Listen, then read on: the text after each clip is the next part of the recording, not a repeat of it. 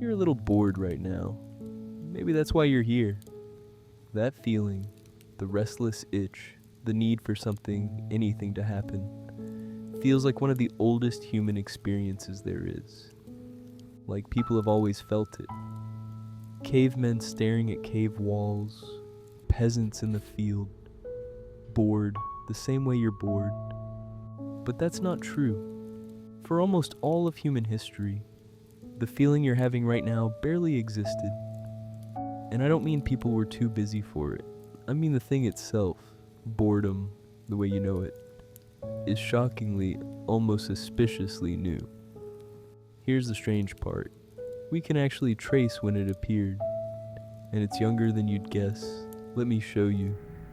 The word boredom. This everyday word you've said 1,000 times barely existed before the 1850s. If you go looking for it in English, you find almost nothing. It appears fully formed in a Charles Dickens novel called Bleak House, published in 1852. Dickens used it to describe a wealthy, restless woman with nothing to do and nowhere to put her attention. And the word caught on fast, because suddenly people had a name for something they were all starting to feel. Think about what that means: the telephone, the light bulb, the automobile. Boredom as a word is younger than some of these things. Now you might say, okay, the word is new, but surely the feeling is old. People just called it something else. And that's a fair question, so let's go looking for it. Here's what we find.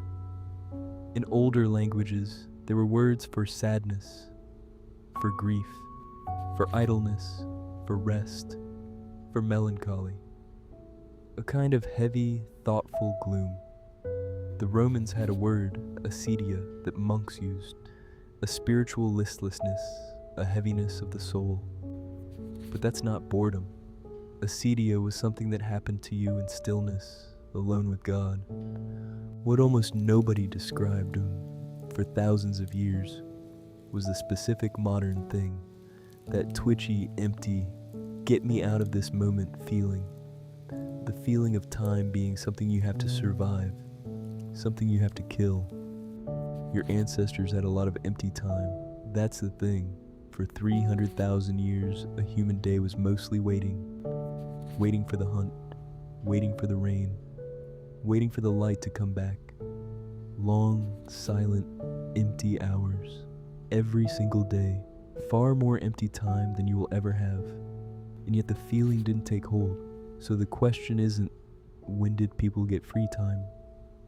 The question is, what changed? That suddenly made empty time feel unbearable. To answer that, you have to look at what happened right before the 1850s. Because boredom didn't appear out of nowhere. Something invented it. The answer is the clock and the factory. For almost all of human history, time was not measured. Not really. You worked when there was work. You rested when the work was done. The day was shaped by the sun, by the season, by the task in front of you. A farmer didn't do a 9-hour shift.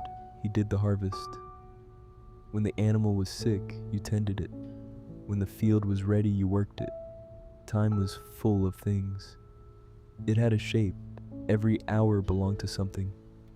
And then, in the 1800s, that broke. The factory arrived, and the factory ran on the clock, not the sun.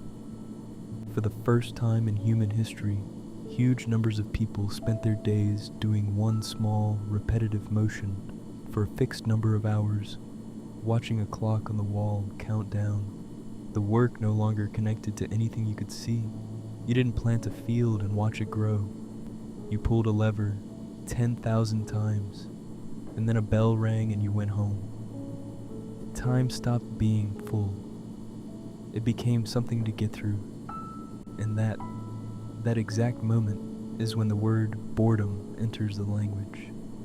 Not a coincidence. The feeling and the word arrived together because the world had just built the machine that produces them. Here's what I want you to really sit with.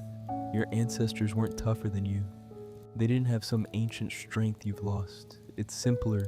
and stranger than that. They were rarely bored because their empty time was still theirs. It was shaped by things that mattered: survival, weather, the people around the fire. Even doing nothing meant something. Boredom isn't the absence of activity. Your ancestors proved that.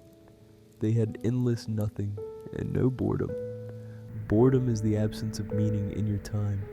It's what's left when the hours stop belonging to you. And once you see that, you start to notice something uncomfortable about the world you live in now. Because the clock was only the beginning. We built more. We built machines whose entire purpose is to sit inside your empty time. The screen in your pocket exists for exactly one reason: to make sure you are never, ever alone with an empty moment again. And it feels like the cure. It feels like the thing that saves you from being bored. But watch what it actually does. It doesn't fill your time with meaning. It fills it with more of the same empty motion. The scroll, the next thing, the next thing.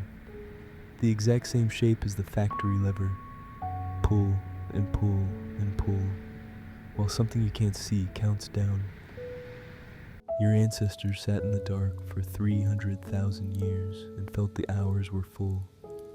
You hold a device with all the world's knowledge in it, and you feel the hours are empty, and the emptier they feel, the more you reach for it. The more you reach for it, the emptier they feel. Boredom is barely 170 years old.